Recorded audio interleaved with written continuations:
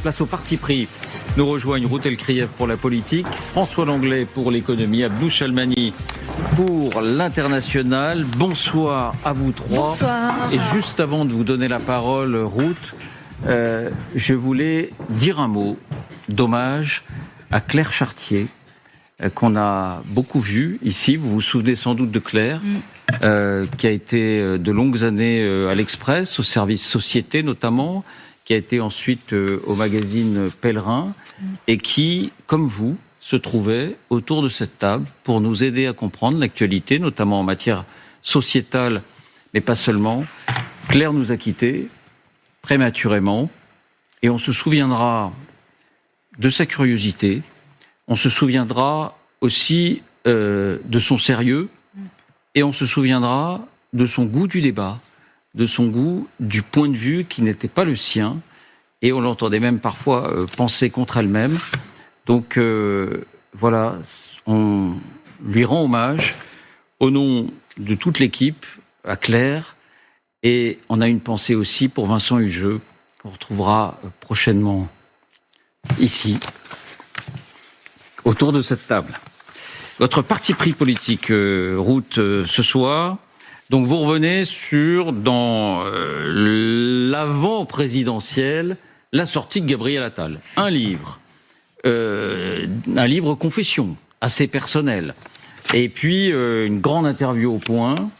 Et vous dites, Gabriel Attal, un homme trop, alors vous mettiez le trop entre parenthèses, un homme trop pressé.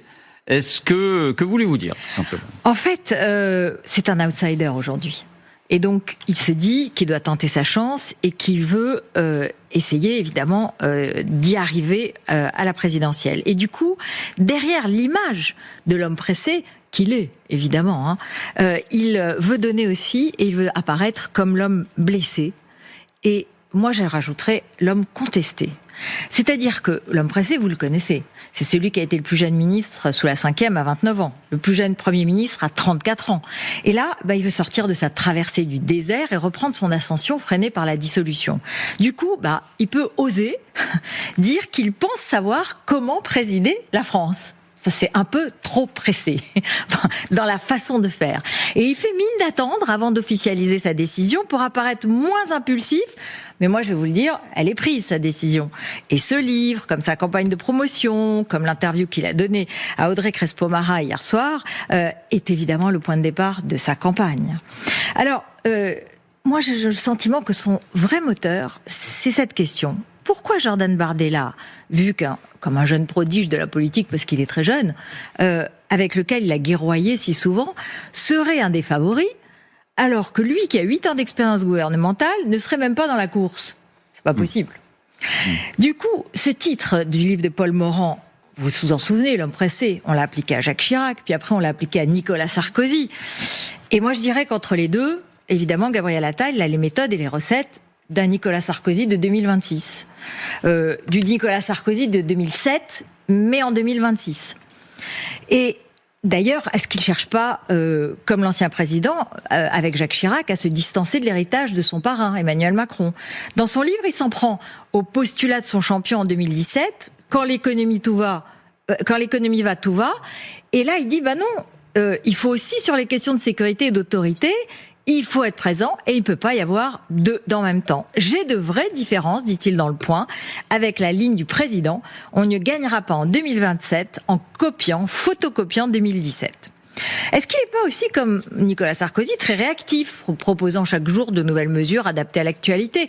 Et sa technique, c'est la même, créer le débat et même la polémique autour de ses propositions.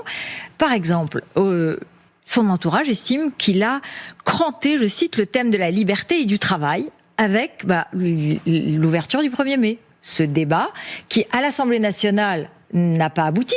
Mais en réalité, il s'est posé, c'est comme ça qu'il veut le voir, comme un défenseur de la liberté et du travail. C'est lui qui a mis en avant cette proposition de loi. Exactement. Alors, c'est pour ça qu'honnêtement, il croit, et ne s'en cache pas, qu'il sera bien meilleur en campagne qu'Édouard Philippe, son principal rival dans le bloc central, dans ce qu'on appelle le bloc central. Alors, il est réactif, il est médiatique, on l'a dit. Et comme Nicolas Sarkozy, il est affectif. Et c'est d'ailleurs un homme blessé, en homme blessé qui veut casser l'image trop lisse de l'enfant des beaux quartiers, qui se présente aussi dans ses débuts de campagne. Et comme l'ancien président, vous vous souvenez qu'il se présentait en métèque de sang mêlé, mal aimé de son père, Gabriel Attal se livre ouvertement sur son père brillant, adoré, mais sujet à des addictions. Écoutez. Le problème, c'était la drogue.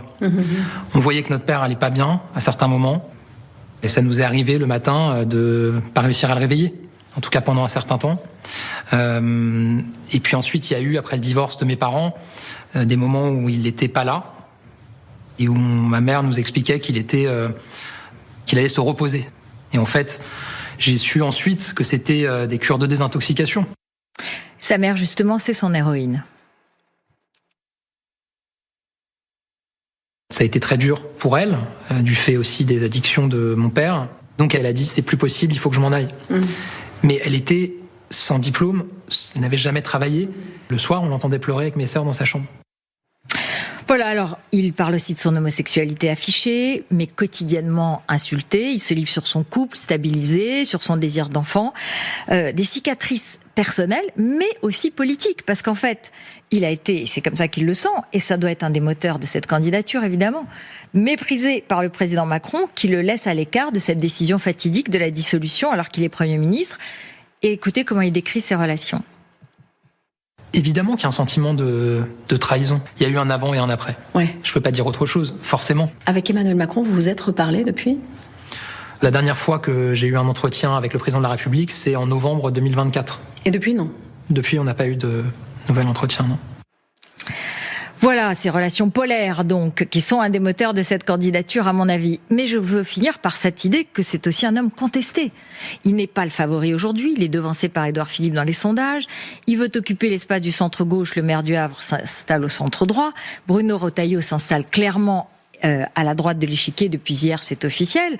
Il y aura donc une âpre bataille. Et comment se dérouleront les prochaines semaines ? Il y aura le match des meetings, et je peux vous annoncer donc dès le 30 mai pour Gabriel Attal, le 20 juin à Paris pour Bruno Retailleau, et début juillet pour Édouard Philippe. C'est là qu'il va y avoir le vrai début de campagne. Des ralliements. Il voudrait essayer d'avoir des contacts avec des personnalités de la société civile. Alors, il y a des noms qui sont lancés. Je ne sais pas si c'est vrai ou si ça va aboutir. Michel-Édouard Leclerc ou bien Jean-Louis Borloo. Mais enfin bon, vous savez comment c'est. On lance et on voit. Je pense que Gabriel Attal ira le plus loin possible et le plus tard possible. Jusqu'en février, au moins. En février... Et s'il n'est pas en tête, c'est sans doute les sondages qui détermineront la suite. Et il se retirera. Exactement. Je pense qu'il espérera sortir gagnant de la sélection naturelle qui s'opère dans une campagne électorale. Et sinon, il transformera en événement son ralliement aux favoris. Mais d'ici là, la principale faille, selon moi, c'est de rassembler son propre parti et plus seulement fonctionner sur son clan. Parce que c'est une grande faiblesse à mes yeux que le chef qui prétend être ne soit pas parvenu à rallier des personnalités aussi importantes que Yael Braun-Pivet, Aurore Berger ou Elisabeth Borne. 3 femmes qui partagent les mêmes combats et qui pourtant contestent son leadership. Vous dites trop pressé, donc vous assumez le trop, Ruth ? Je pense que, vous interrogez. Je pense qu'en fait, il aurait pu faire tout à fait autre chose. Il aurait pu être candidat à la mairie de Paris et se projeter dans 2032. C'était l'autre plan. Il a décidé qu'il irait cette fois-ci. En fait, il est jeune. On se demande si trop jeune. Mais c'est quelque chose, vous savez, qui colle à la peau. Une envie d'être candidat. C'est quelque chose qui est un peu inné, peut-être. Alors, peut-être trop pressé, on verra. C'est aussi une manière d'avoir un statut que d'être candidat, François. C'est un homme qui a beaucoup de talent politique. Moi, je me souviens, quand il est arrivé au ministère de l'Éducation, il a tout de suite trouvé le sujet, la baya, etc. C'était pareil à Bercy, avec la fraude. Enfin, il a ses radars pour comprendre ce qu'il porte. Mais je pense que le surplomb de Macron lui cause un double problème. D'abord, il faut qu'il s'en départisse, mais c'est la tunique de Nessus. Vous la gardez, elle vous brûle, vous l'arrachez, elle vous brûle aussi. Dès qu'il s'en éloigne, il fait figure de traître. Ce qui est un peu le cas aussi pour Édouard Philippe, mais moins, parce que lui-même a une base, au moins, au Havre, qui manque à Gabriel Attal. Et la deuxième chose, mais c'est le point évoqué par Ruth, c'est la hâte, au fond. Cette hâte, elle est légitimée par le fait qu'un autre avant lui s'est hâté et a réussi. Mais il avait un talent hors du commun et des circonstances hors du commun. Sans tout cela, la hâte, ça semble justement être celle d'un ambitieux qui n'a pas encore tous les moyens d'arriver au poste qu'il souhaite. Ça peut sembler tel, en tout cas, et il me semble que c'est le principal danger qui le guette aujourd'hui. En tout cas, un pari. Pas mieux. Pas mieux. Moi, je suis hyper inquiète pour 2027. Je vous dis, c'est ce que vous allez m'entendre dire jusqu'en 2027. Je suis hyper inquiète. François, alors vous prenez la parole sur un grand débat et un grand mouvement de contestation. Les patrons et les grands patrons rencontrent le Rassemblement national. Ils rencontrent Marine Le Pen, c'était il y a quelques jours, avec des très grands noms, mais vous allez nous en parler. Ils rencontrent aujourd'hui Jordan Bardella, c'est carrément le MEDEF qui le rencontrait, et c'est très contesté. Vous vous dites, oui, les patrons doivent rencontrer le RN. Évidemment qu'il faut parler au RN. Il n'y a aucun doute là-dessus, tout simplement. Parce que c'est un parti républicain, élu démocratiquement, la principale force de l'Assemblée, premier dans les sondages. Aujourd'hui, c'est la seule formation politique qui a l'espoir d'être au second tour. La seule. Et ça serait quand même la 4e fois pour la 5e République. On va dire que le RN, c'est la France. C'est une partie de la France. 35% des Français disent vouloir voter pour le patron du Rassemblement national.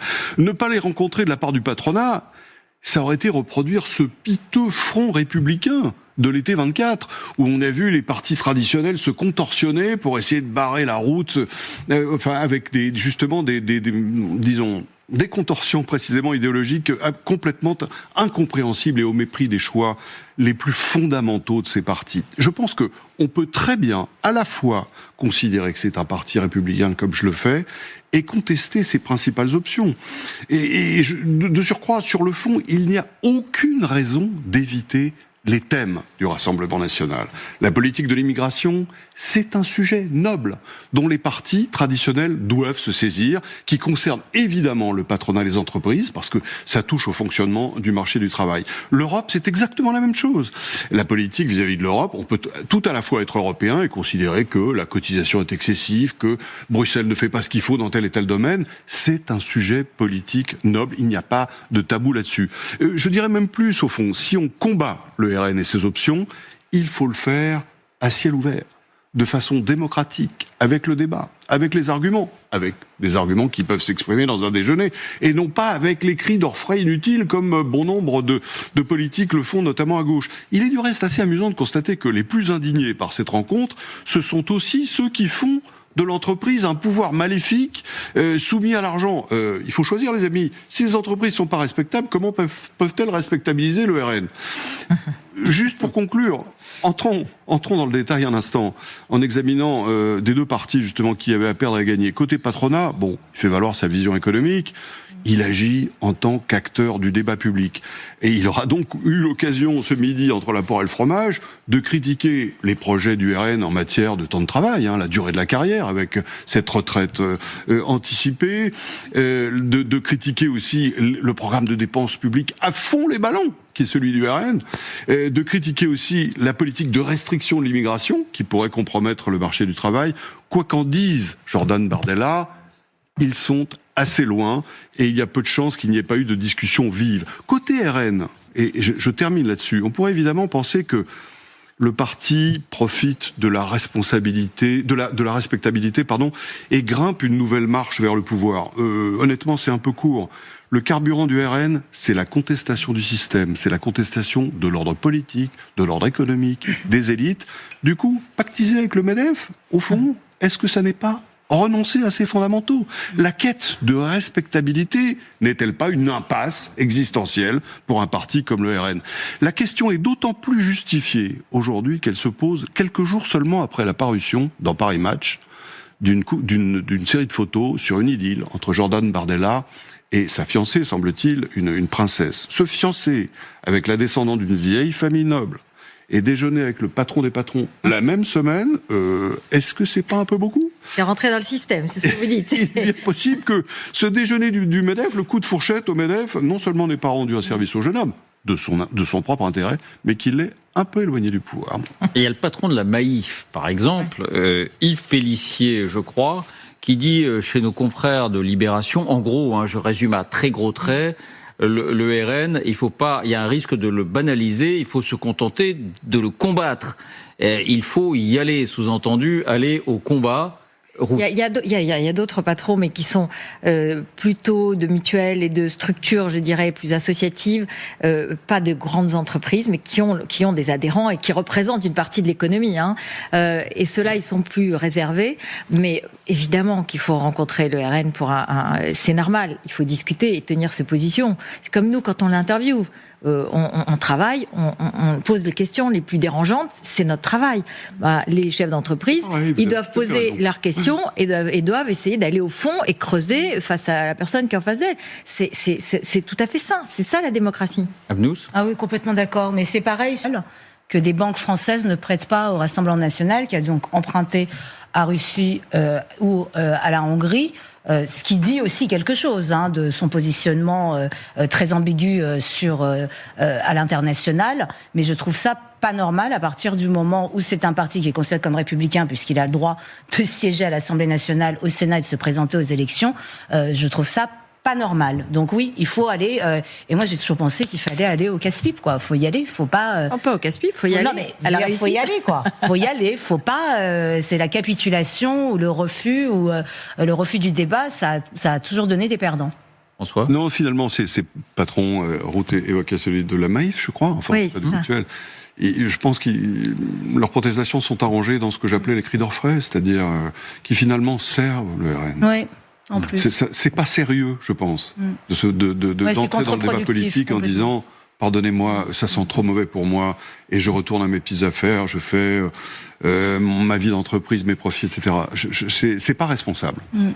Abnous, votre parti pris international, la semaine dernière, vous vous félicitiez de la défaite d'Orban.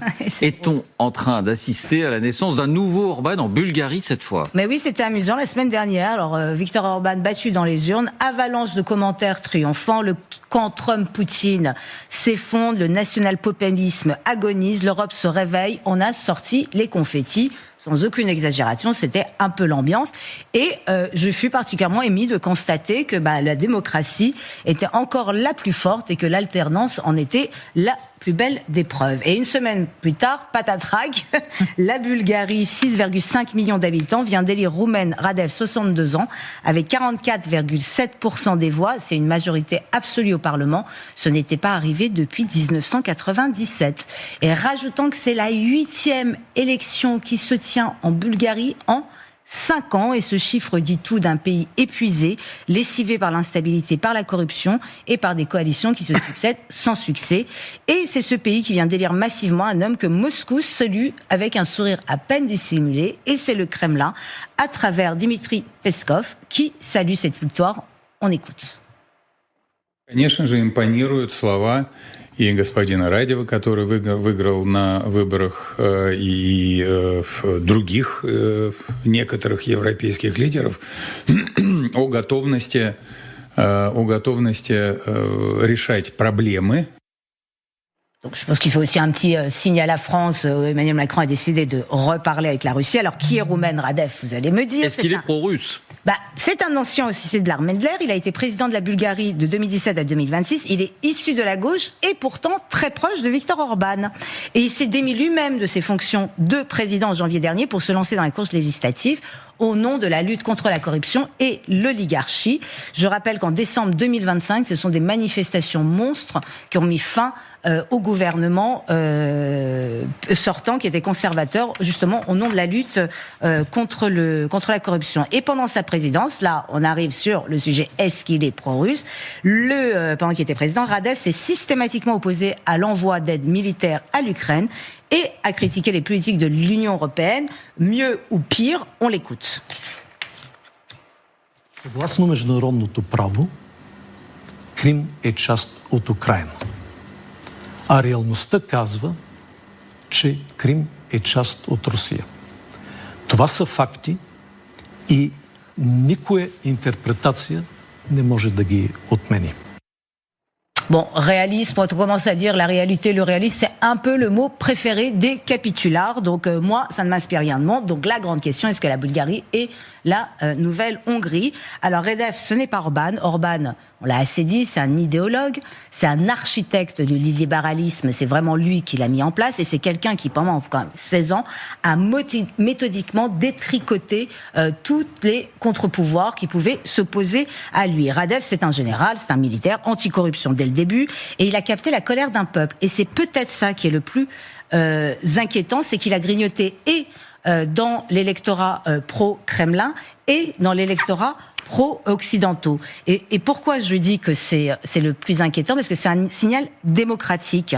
Parce que la Bulgarie est le pays le plus pauvre de l'Union européenne. Et ça, ce n'est pas rien. Les discours sur les valeurs européennes, forcément, elles sonnent un peu plus creux quand on a le ventre faim, le ventre vide. Radef le dit lui-même, il ne voit pas l'intérêt pour un pays pauvre de payer, dit-il, pour une guerre. Alors c'est faux, puisque la sécurité de l'Europe tout entière, dont fait partie la Bulgarie depuis 2007, se joue en Ukraine, mais c'est dit pour quelqu'un qui doute que Bruxelles soit capable de le protéger et de mettre un bout de viande dans son assiette.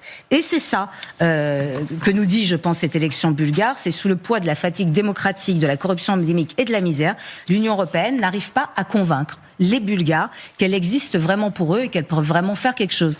Alors, Radef, vous allez me dire, mais qu'a-t-il dit après son élection hier soir? Eh ben, on l'écoute. Europe has fallen a victim to its own ambition to be a moral leader in a world without rules. Voilà, quand on dit pragmatique, c'est ce que vient de dire, et pragmatique. Pragmatique, c'est souvent complaisant. Bon, il y a des pro-européens qui le disent aussi. Oui, je sais, mais c'est ça qui a résonné concrètement dans les urnes, ce qui veut dire que l'Europe a un problème de communication, de conviction et d'incarnation. Alors en résumé, on ne gagne pas contre Poutine en regardant la Hongrie, mais on le gagne en ne perdant pas Sofia, la capitale de la Bulgarie. Bon. Merci. Oui, Ruth. Non, mais c'est vrai que ce qui est intéressant, c'est vrai que, et moi-même j'en ai parlé sur ce plateau, la défaite d'Orban ne signifie pas, et de loin, la défaite de son école de pensée et de ce qu'il représente, évidemment. Donc l'Europe doit avoir une réponse, et notamment, il y a 4 élections fondamentales en Europe l'année prochaine. Oui, François. Non, c'est la démocratie. Voilà. C'est la démocratie. Et si ce nouveau président a la même attitude qu'Orban quand il perd les élections, c'est-à-dire une attitude normale, démocratique, de reconnaître le verdict du peuple, voilà, les Bulgares ont choisi. Je m'inquiète un peu pour eux qui veuillent entrer dans l'euro, mais c'est leur sujet. À leur place, je le ferai pas. Merci à vous trois pour ces partis pris, et merci à vous de nous avoir suivis.